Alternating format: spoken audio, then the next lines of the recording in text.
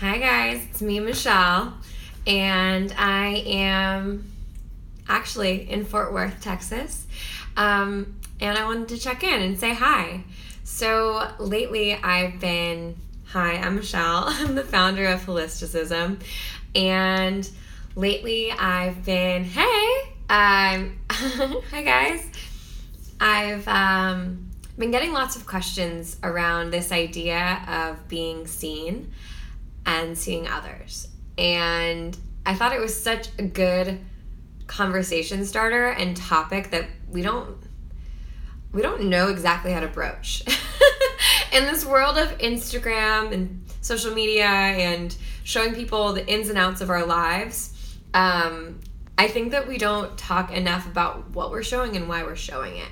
Yes, I know that there's a huge conversation around more transparency and more authenticity, and I think that that totally makes sense, but I would say that the majority of people that I know in my life actually are doing amazing things and are a little bit afraid to show the world what they're doing. It's like they're not allowing themselves to be seen, and that there's a fear around that, around being seen and showing up. And I totally get that. I'll tell you a story. So when I was 25, I went through the worst breakup of my life. Like, worst. I had been dating this guy for 5 years. Like, you guys, this was the person that I lost my virginity to. Like, we were in love. We'd been together forever. We basically lived together in New York. It was the real deal. We thought we were gonna get married, all that stuff, right? And we broke up because that's what you do when you're 25. And I thought I was gonna die. I'm not exaggerating. I had a bunch of horrible things happen that year, including losing 2 friends in freak accidents. But this heartache was more than almost anything that I'd ever imagined. It was like one of those moments where you're on the subway and you're just like, am I going to truly die of heartbreak right now? Is this what this feels like? And it took me a long time to get over that breakup, to be totally honest with you. And the more I dug into it, because I really wanted to understand, where was that pain coming from? I figured out that it was because this person was the first person that I truly allowed to see me, or who I felt really saw me. And to lose that actually kind of felt like I was dying in a way, because I wasn't allowing the world to see who I was. And so to lose my one witness to who I really was in the world felt like a part of me was dying. And it taught me a lot about how we show the world around us who we are, or how we hide who we are, and why we do that. And I think in general, many of us are afraid to show the world who we are because we don't know who we are. And that's okay. I don't think we ever reach the depths of our true authenticity and who we really are. It's a process that we learn over and over again. And hopefully, as we get to know ourselves more deeply, we find that the pool gets deeper and deeper. Every time we think we're within touch, we can reach the bottom, we realize actually there's a lot more down there. And that's beautiful and also really intimidating, because where do you start? If we're talking about sharing with the world who we are and allowing ourselves to be seen, well, how do I let someone see me when I don't know what to show them? When I don't know who I am, right? And I think that trips a lot of people up, that you have to have everything figured out about yourself, that you have to know yourself deeply and intimately, every crevice, every dimension, when honestly that's impossible. It's impossible to know anyone else that deeply, right? We can know as much as they show us.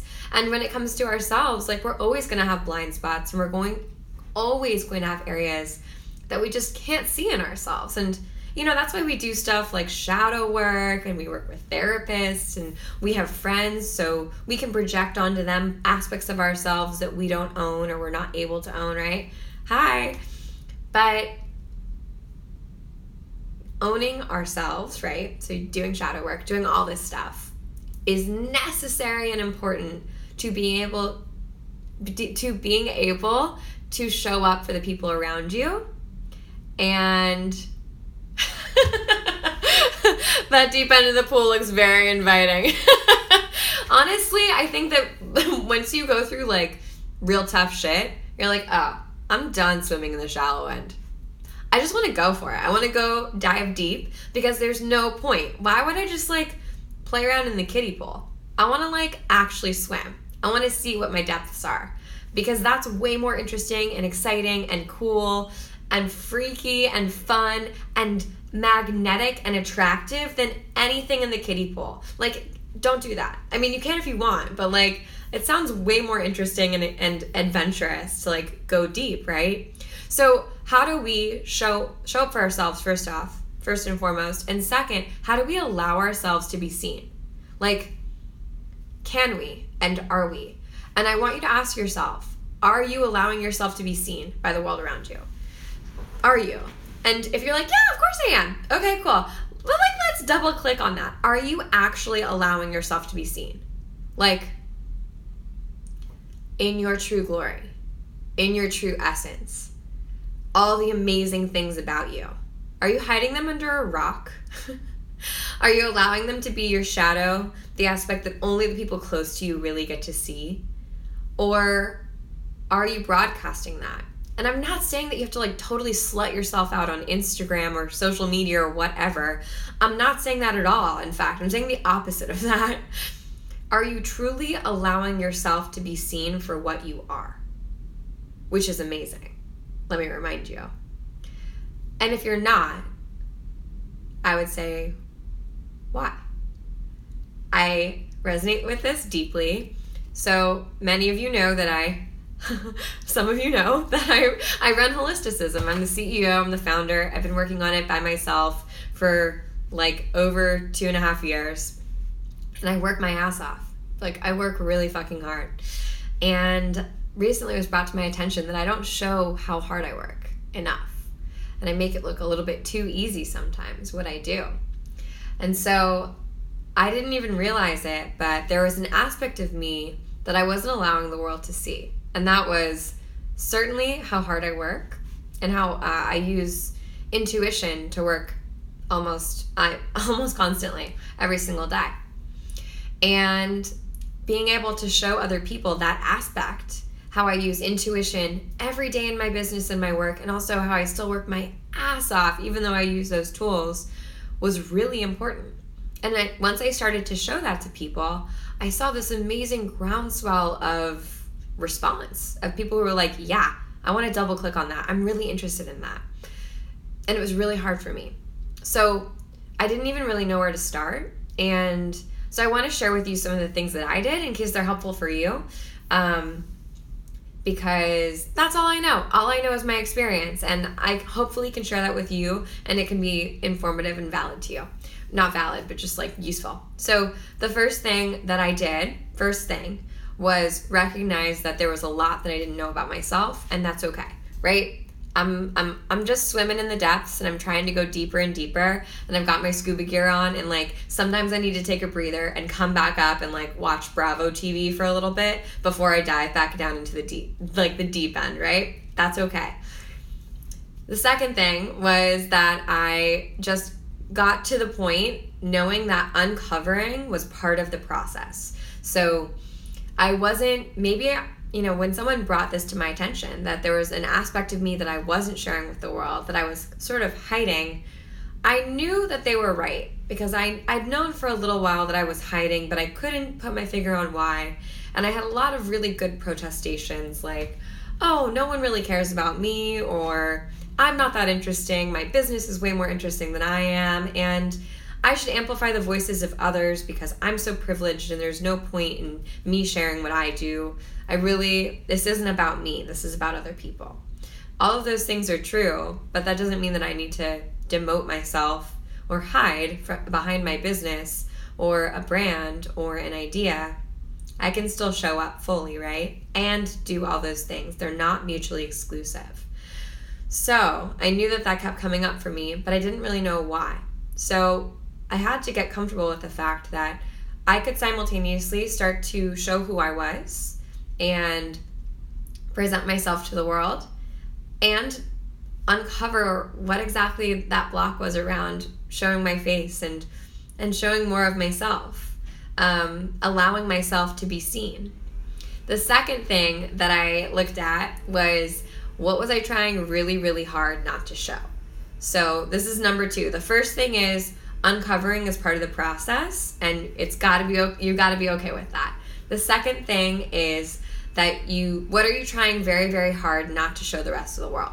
Maybe it's that like you're kind of messy and unorganized. Maybe it's that you wake up every morning and you work your ass off and you make it look like it's really, really easy. That was me. Maybe it's that you love your relationship, but it's also really fucking tough sometimes and you're in question about it. Maybe it's that you love eating healthy and you love helping people with nutrition, but you also kind of don't know the point of it sometimes. Like, it seems like a silly thing when the Amazon is on fire. All of these things are human. They're regular doubts, and they're also probably what the people around you are also thinking about. When we avoid and we pretend like those things don't exist, it honestly makes us look less trustworthy. It makes it look like we're hiding something. And I'm not saying you need to totally air your dirty laundry all the time and you need to be like, have a vulnerability hangover the day after you share something, but I do think there's a way to say, hey, I'm a human being and I have these doubts and these questions and I haven't gotten everything figured out yet, but here's what matters to me right now and here's why it matters. And to that point, my third thing that I'd recommend doing was asking, what do you want to make easier for others? So what's a struggle for you that you wish didn't have to be a struggle for other people? So for me, there's a lot. My first thing was access to affordable healthcare and alternative practices. I have epilepsy and it was really expensive and really hard to find a practitioner who could work with me. Especially when I was younger and I was a professional dancer, so I was making about $10 an hour and I had no money to spend on expensive things. And so that was really important to me, primarily just as a selfish need, right? I wanted to make it easy for myself and I wanted to make it easier for others. The more I dug into that, the more I realized, holy shit, as a really, really privileged person who is a white woman living in places like New York and LA, I have amazing access to, I have access and I at least have the choice of whether I want to spend money or not. Most people don't even get that. How can I make it easier for people to get access to these amazing practitioners? And then another thing that I didn't want to share was how challenging it really is to run a business, especially an intuitive business, especially a heart-centered business, especially as a woman. And it isn't easy and it is really scary sometimes, but it's also just beyond worth it. I can't imagine what my life would be if I wasn't doing this. Now, I've worked in offices before and I've worked desk jobs before, and I'm sure I will again at some point work in an office and work for someone else. But right now, this is like the only thing I can imagine myself doing. So the thing that I wanted to make easier for others was figuring out what their purpose was and how to use wellness to help other people. And not justify wellness, but also kind of justify the point of wellness in the world. Why do we do all these things? Why do we care about eating healthy or healing past trauma or our energy? I believe that all of those things are massively important because they help us become the fullest versions of ourselves. So we operate in the world as authentically as possible. And when we do that, we are potent people. We're powerful. There's nothing holding us back to create change in the world, in this world that we so desperately need. The point is not to get like a yoni egg so your vagina can be tighter, right? Or so that you can have better bladder control. Those things are incredibly important, right? The point is we're trying to elevate ourselves and become the best versions of ourselves. So at least to me, we can offer up to the world what we need to do in order to heal it and to progress it forward and to bring equilibrium back into the world.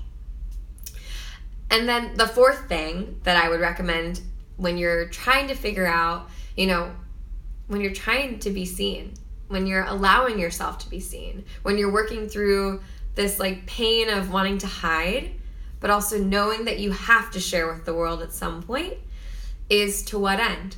So why are you sharing? And to what end? I think that sometimes helps a lot of us who are introverted or shy. Oops. Sorry, guys. I'm not good at this thing. But I think asking to what end is really important if you're shy or you're a little introverted or you're a bit nervous around sharing yourself and allowing yourself to be seen, because it takes it out of this sort of like narcissistic sort of me idea that like, oh my gosh, I'm so important and people have to listen to what I'm saying. It brings it back to, well, there's a reason that I'm going through this. There's a reason I'm struggling with this idea or this concept or this situation. And it's for me to learn, but it's hopefully also for other people to learn from, right? You know, I spent a good 6 months fundraising from venture capitalists, and it was really interesting. I ended up raising $250,000 and then giving that money back because it didn't feel in alignment with who I was. And it was really important for me to open up and share that process and share the really amazing things that I had learned, and also the things that, you know, didn't feel like were in alignment with me. And to share my lessons with other women, with other marginalized groups, so that in case they wanted to walk down that path, they were prepared, right? And it was more than just a singular process. It wasn't just something that I had to go through selfishly in order to grow into the person that I wanted to be. It was a process that I needed to share with others so that I could hopefully give them a shortcut to success. Because then that would definitely make everything that I went through totally worth it. So those are the 4 things that I'd recommend when you're having a hard time allowing yourself to be seen, and you know that you have something to give and something to share, because everyone here does. You have a unique path and a unique experience. And even if there are many people out there sharing the same root message, they don't have your life. They don't have your experiences. They don't have your brain. They don't have your heart. And it's important that you share what's authentic to you. If not just for yourself, but because there's maybe one person, probably a lot more than one, but maybe just one person who will gain so much value from what you have to say. So those 4 steps to allowing yourself to be seen are, number 1, knowing that it's okay to not know exactly what you're sharing. Uncovering is part of the process. You don't have to know, like, have everything in a Google Doc of like what you're afraid to share and why you're afraid to share it and why you're down to share it now. That's okay. Know that part of it will come as you begin to open up to the world around you. All good. Number 2, what are you trying really, really hard not to show the world? What are you hiding? What are you embarrassed about sharing? And why? And how can you share that in a way that's still authentic to you, but isn't like totally mortifying, right?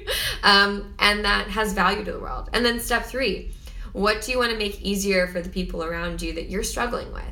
What did you go through personally that you're like, oh my God, I hope no one ever has to go through this thing? Whether it's a horrible breakup or a terrible business decision, or that you forgot to pay your taxes this year and you just want to make it easier for anyone else who has a 1099 to pay their own taxes, right? It can be so small or it can be so big.